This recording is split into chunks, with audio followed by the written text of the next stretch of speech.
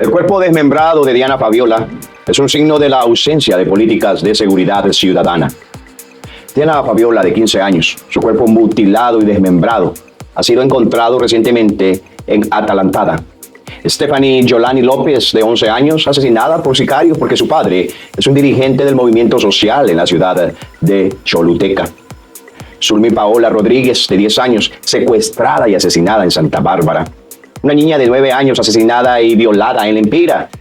Se podría estar relatando toda una lista interminable de asesinatos a niñas menores, pero el punto es intentar hacer ver a la sociedad hondureña que estas niñas no pueden quedar como meras estadísticas, como números fríos que engruesan los informes estadísticos que recibe el gobierno para posteriormente no leerlos o engavetarlos.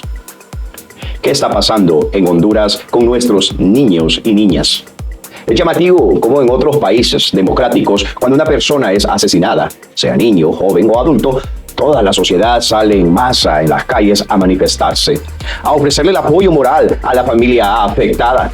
Pero en Honduras se vive una gran indiferencia. Se ha caído en la normalidad de la violencia, sin sentir un atisbo de empatía por el otro que sufre una pérdida. ¿Y qué decir de la clase política, los auténticos responsables de toda esta cantidad de vidas inocentes que se pierden a causa de la lacra violencia, de la delincuencia, de viles hombres que asesinan de manera inmisericordia? ¿Dónde está el freno a toda esta violencia? ¿Quién pone el freno? ¿La justicia? Una justicia que trabaja a pleno rendimiento únicamente para procurar seguridad a los más poderosos. Una justicia que se vuelve ciega ante los casos de asesinatos de la inmensa mayoría de las familias hondureñas vulnerables.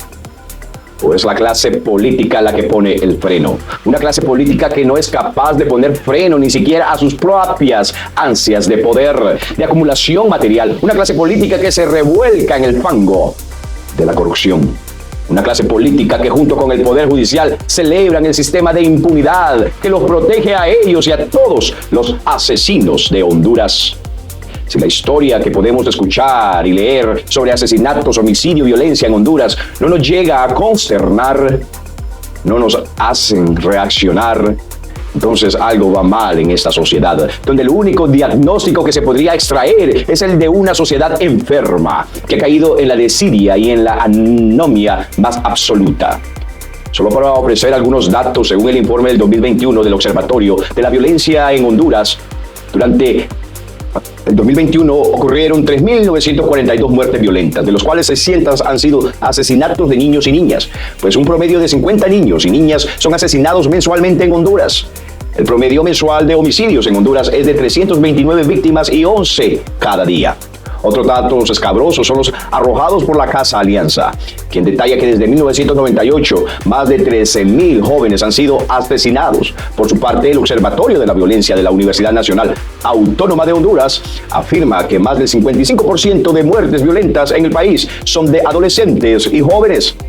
Sería interesante, ante estos datos, escuchar a la Presidenta de la República para que nos relate de manera precisa cuáles son las políticas y acciones que ya está ejecutando para rescatar el Estado de Derecho y procurar salvaguardar la vida de cada ciudadano hondureño sin distinción política, económica o etnia.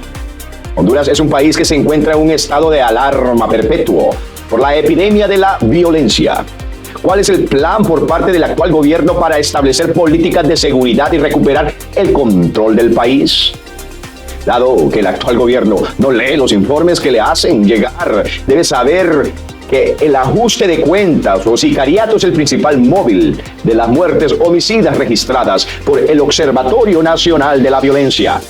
El número de víctimas de asesinatos múltiples en Honduras aumentó 22.1% entre enero y agosto del 2022, con relación al mismo periodo del 2000 año, con los hombres jóvenes y pobres como principales víctimas, informó el miércoles el Observatorio de la Violencia de la Universidad Nacional Autónoma de Honduras. Los departamentos de Honduras que alcanzaron tasas de homicidio por cada 100.000 habitantes más altas que la nacional: 41.7 ha sido Colón, 64.8 Lancho, 58.1 Lloro, 57.9 Lempira, 48.4 Copán, 46.6 Comayao, 41.1 Atlántida, 46 Santa Bárbara, 45.6 Tibucá, 44.9 Cortés, 42 en comparación con el año anterior. Cortés mantuvo el mismo riesgo homicida, mientras que Santa Bárbara e Intucá pasaron a niveles más altos de violencia. Directora del Observatorio de la Violencia, Migdonia Ayestas, destacó que las estrategias de seguridad en Honduras deben tener un balance entre la persecución del delito y la prevención de la delincuencia. Pero las autoridades se han dedicado solo a disuadir el delito, indicó. Para la directora Ayestas, el problema de los gobiernos anteriores y el de ahora es que el nivel de impunidad es bastante alto. Siempre se queda en proceso de investigación, pero las respuestas nunca se dan. La impunidad es del 95%, explicó. Ante estos datos, solo cabe analizar la reacción de la sociedad civil hondureña y solo cabe resaltar un par de adjetivos que describen a nuestra sociedad: indiferente e indecente. ¿Dónde están los movimientos feministas? La sororidad de las mujeres que pertenecen al alto estrato de la política, las mujeres líderes de movimientos sociales.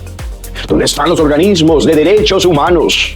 Todas las personas con un mínimo de empatía, de consternación, deberían salir a las calles para repudiar este tipo de asesinatos, de empatizar con las familias y desafiar el sistema de impunidad que cuida celosamente la clase política, para que nada cambie en Honduras. Gracias por su generoso tiempo y atención.